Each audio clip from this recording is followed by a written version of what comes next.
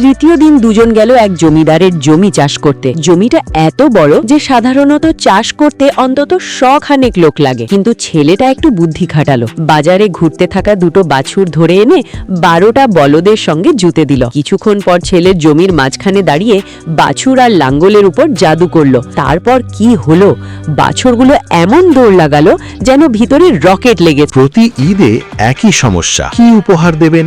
এবার সমাধান এনে দিয়েছে K1 Boo। মাত্র 99 টাকার মিস্ট্রি বক্স, ভেতরে আসল নোটের শার্ট, 1 থেকে 1000 টাকা যে কোনো নোট থাকতে পারে, সাথে গিফট বক্স ও চিঠি ফ্রি। টাকাটা আঠা ছাড়া, তাই খুলে ব্যবহার করা যাবে। উপহার এখন simple, impactful. Link in bio.